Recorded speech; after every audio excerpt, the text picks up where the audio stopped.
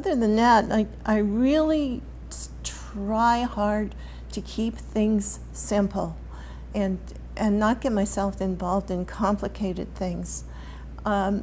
Sometimes I can do complicated things, but I cannot multitask at all. I really enjoy going to the choir. A choir is a place where you can be anonymous if you're not doing well that day, or you can be quite boisterous. Yeah, and singing loudly at times when the times are appropriate it just gives rest to your soul because you get it all out. And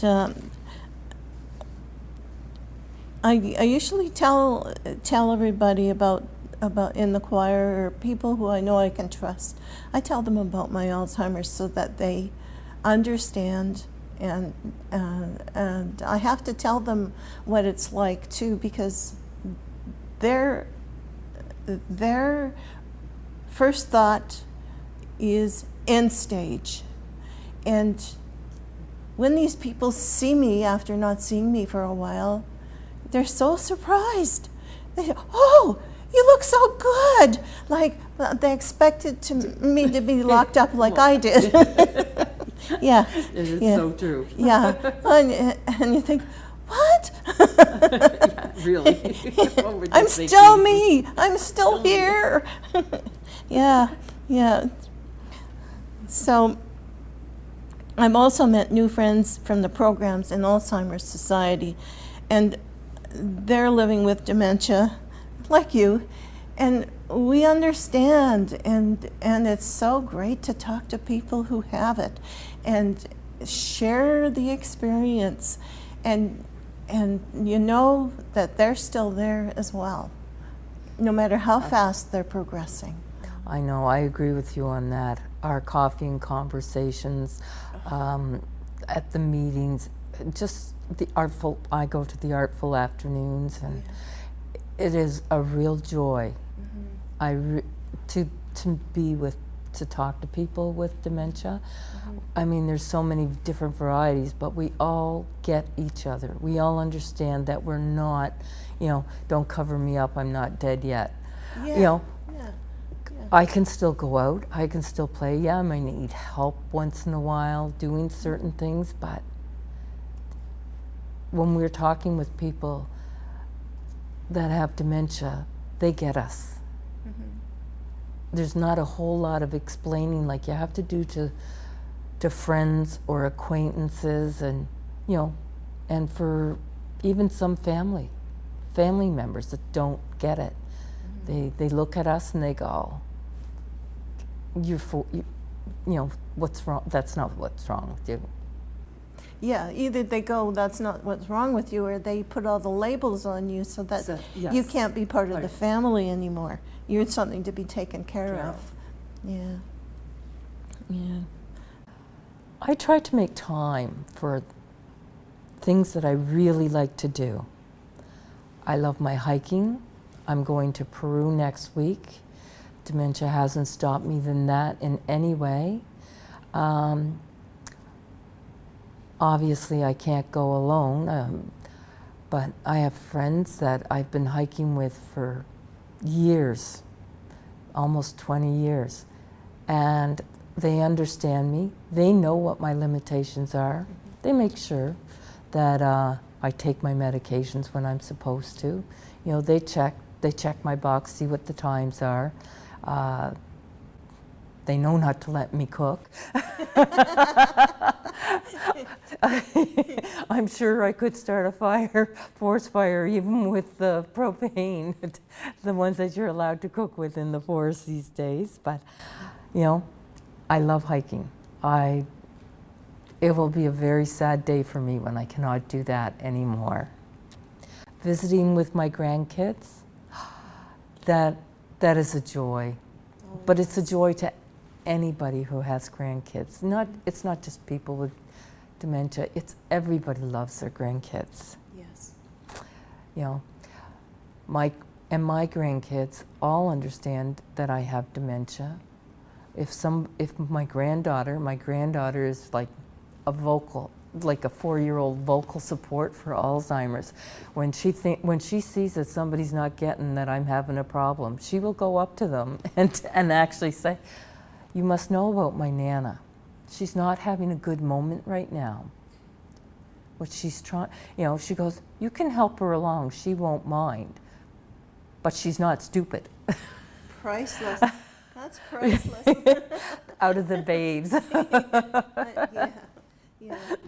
Yeah. And I also love walking. I would say I walk 6 out of 7 days, if not more, sometimes twice a day. 5-10 kilometers. I love to be keeping busy, keeping active, and walking actually helps with my balance problems, even though I may not look like it when I'm walking, but it does help me to keep my control. Even though I can't do the route planning or the food for my hiking, I'm over that. My friends do it. That's wonderful. Yes. It's just perfect. But, I still get to be out in nature. I love the solitude and the beauty of the nature. Being with my friends who like to hike. They also don't mind being with me and really don't care about my dementia, as it doesn't interfere with the hike. So I will continue as long as I can. And, we all get a good laugh when I'm trying to say something and it comes out backwards. So what about you, Marilyn? What are you enjoying in your life? Well, I did mention singing and the reduction in stress that it has for me, and audiobooks. I love to read, and audiobooks are something that help me at night. I can go to an audiobook and I can just relax. The hardest part is not falling asleep. but I can go back and catch up. So when sometimes I can do complicated books, and if I'm having a foggy day, then I can resort to the cookie cutter books, the old love stories. They're easy. They follow the pattern and they're entertainment. But don't tell anybody I read. Those. I agree with you on that. I still love reading.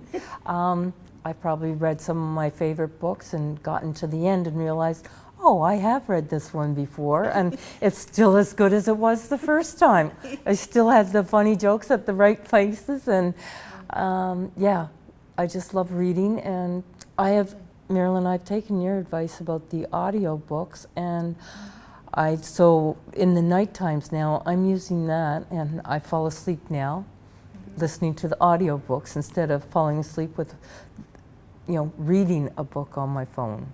So I appreciate that information that you gave me about that. I enjoy it. Good. Multitasking isn't for me, but I usually have something in each room that I've left undone. But it's okay, because I'm the only one who's looking at it. Dog and cat don't care. And by the end of the day, I go around each room and I sort things out. But if I'm really tired, I just leave it. It'll be there the next day. No problem.